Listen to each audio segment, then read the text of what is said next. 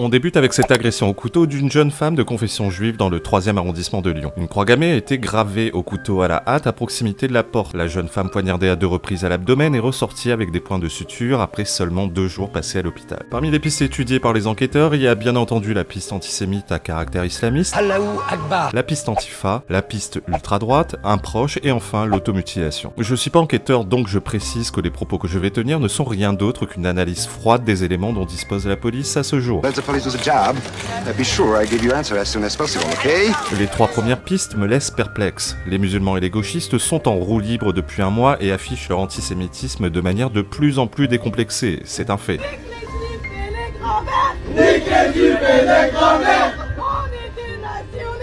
Cependant, si les antifas sont violents, c'est pas vraiment leur genre d'aller poignarder des gens. Je doute également qu'il s'agisse d'une personne issue de la diversité qui surferait sur le climat antisémite ambiant depuis les événements au Proche-Orient. C'est pas vraiment leur façon de procéder. Par le passé, lors des agressions antisémites commises à l'encontre de juifs, ça se terminait dans un bain de sang et la victime ne ressortait pas de l'hôpital avec des points de suture au bout de seulement 2 jours. Les crimes antisémites sont motivés par la haine et se déroulent toujours de façon extrêmement violente. L'ultra-droite, lol, j'ai envie de dire. N'en déplaise à Mathilde Panot, l'extrême droite n'est pas vraiment coutumière de ce genre d'agression. La fameuse menace d'extrême droite de Mathilde Panot se résume à quelques virilistes désorganisés qui font parfois les kékés dans les manifs ou dans les vidéos YouTube, rien de plus. Et si l'antisémitisme existe à l'extrême droite, les actes à caractère antisémite commis par ces derniers n'existent plus depuis le siècle dernier. Ah bon ? Faut arrêter d'essayer de nous la faire à l'envers. Ouais, mais une croix gammée a été gravée.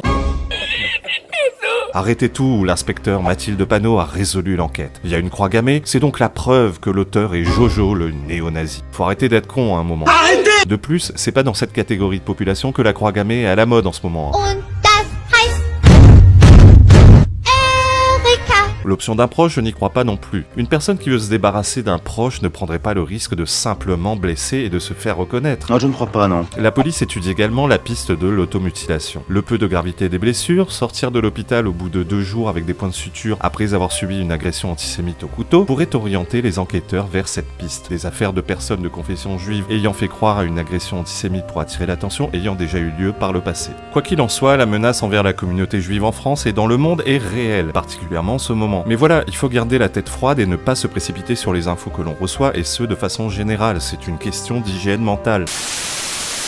Le franco-algérien Taha Abou Hafs, autoproclamé journaliste, fait de nouveau parler de lui après les événements de 2022 où il avait été contraint de retirer sa candidature aux législatives pour la France Insoumise après que plusieurs jeunes femmes l'aient accusé de harcèlement et d'agression sexuelle. Un grand classique de la victimisation chez certains musulmans, l'inversion accusatoire. Il n'y a que dans sa petite tête que les musulmans ne seraient pas en sécurité en France. Personne n'agresse les musulmans parce qu'ils sont musulmans en France. Personne ne les menace, personne ne les traite d'assassins dans des manifestations publiques. Il peut inventer des choses tant qu'il veut, un mensonge même répété 1000 fois reste un mensonge. Prenez un chewing-gum. Oh non, merci. Ah si, prenez un chewing-gum, Émile. Là où son tweet devient très problématique, c'est lorsqu'il appelle les musulmans de France à passer à l'action physiquement. On comprend en filigrane à s'organiser en milice et faire usage de violence. Certes, vous allez me dire qu'ils ne l'ont pas attendu pour le faire, mais il n'y a pas comme un délit d'incitation à la commission de violence ou à la création de milices dans ce tweet? Oui. Je sais pas si quelqu'un portera plainte contre lui, mais on sait tous que pour 10 fois moins que ça, un mec de droite croulerait déjà sous les citations à comparaître devant un juge. Quoi qu'il en soit, personne n'est vraiment surpris par cette sortie. Taha Abou Hafs, tout le monde le connaît, tout le monde connaît ses accointances avec l'islamisme et sa haine de la France. À La Réunion, 3 prévenus originaires de la métropole ont été entendus par le tribunal correctionnel de Saint-Denis de La Réunion pour avoir organisé un trafic de cocaïne pendant des années dans la station balnéaire de Saint-Gilles-les-Bains. De la cocaïne en provenance des Pays-Bas via l'Hexagone était régulièrement acheminée sur l'île et proposée dans la station balnéaire où, selon les dires des prévenus, la demande est particulièrement forte. Les 3 prévenus, dont Mehdi K, ont écopé de peines de prison allant de 3 ans à 7 ans. En fait, cette info est un prétexte pour vous parler des bobos métropolitains gauchistes bien sous tout rapport. Ils sont médecins, kinés, entrepreneurs à succès et qui ont pour habitude de consommer régulièrement de la cocaïne à La Réunion. Cette ligne blanche qu'on voit, c'est une contribution des acteurs du secteur pour pouvoir tenir depuis 5 ans. J'en ai connu et côtoyé un certain nombre, il fut un temps, et ce qui me faisait rager, c'est qu'ils donnaient d'eux une image de grands humanistes devant l'éternel et de gens éminemment respectables. Ces hypocrites ne comprenaient pas ou faisaient semblant de ne pas comprendre qu'ils ont une grande part de responsabilité dans le fléau du trafic de drogue en France. Si de plus en plus de Maghrébins voient en La Réunion l'Eldorado du trafic de drogue dure, la cocaïne coûtant en bas mot une centaine d'euros le gramme, c'est de la faute de ces bobos irresponsables et incapables de faire le lien entre leurs actes et la situation de quasi-impunité des dealers en France. commerce. Sans consommateur, il n'y a pas de dealer, qu'on le veuille ou non, c'est un fait. Ce qui m'insupportait le plus chez ces gens, ce n'est pas tellement qu'ils prenaient de la coke. Ce sont des adultes et ils font ce qu'ils veulent. Ce qui m'insupportait, c'est qu'en parallèle, ces gens se pensent et se présentent comme des modèles de vertu. Je sais les dégâts que font les drogues dures dans les Antilles et en Guyane par exemple, et tous les drames que cela a entraîné dans ces sociétés, et je considère que l'on n'a pas besoin de ça à la Réunion. Attention, je dis pas qu'il n'y a pas de trafic organisé par des locaux, je dis pas que les Réunionnais sont irréprochables en ce qui concerne la drogue, mais jusqu'ici, on a été relativement épargné par les drogues dures, la situation géographique de l'île rendant très compliqué l'organisation d'un réseau structuré. Les métropolitains dont je parle voient la Réunion comme un gigantesque parc à thème où tout est permis et ce sans aucune considération pour la population locale.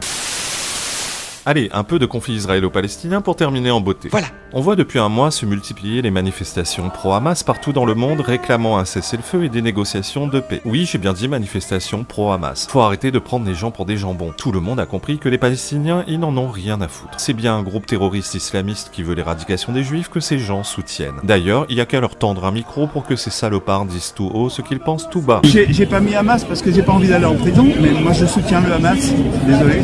Il y a une question que je me pose. Est-ce que vous imaginez une seule seconde des gens manifester en 44 pour réclamer un cessez-le-feu et des négociations de paix avec les nazis? Non. Ces gens sont nés hier ou quoi? Ils découvrent c'est quoi une guerre? Les alliés quand ils ont débarqué en France, vous croyez qu'ils ont fait dans la demi-mesure? Bah non, ils ont commencé par bombarder la Normandie et tuer 20 000 civils français. Et une fois qu'ils ont éliminé les nazis postés en France, vous croyez qu'ils ont fait quoi? Eh bah ils ont bombardé et rayé de la carte des dizaines de villes allemandes. Ils ont rasé Berlin, ils ont massacré des centaines de milliers de civils allemands, hommes, femmes et enfants. Oui, c'est ça la guerre moderne, c'est pas une armée face à une autre dans une plaine comme à l'époque napoléonienne. Israël est déterminé à éliminer le Hamas et pour cela, elle va devoir faire comme les alliés en 44 ou les Français en Syrie. Elle va devoir tuer des civils et raser des villes. C'est triste, mais c'est comme ça. La bagarre! Cessez-le-feu voudrait dire abdiquer face au Hamas, donc arrêtez de nous casser les couilles avec votre cessez-le-feu. Israël fera ce qu'ils estiment avoir à faire et c'est pas mon problème. Je peux pas te dire à quel point je m'en fous. Live on YouTube with Colombia Anti-Semitic News, where everyone is welcome. LGBTQH. H? Hamas. Yeah, I totally sim Hamas. Yeah. It's so trending right now. From the river to the sea, Palestine will be free. Do you know why it's true? Because it rhymes. Just look at all this toxic Zionist propaganda.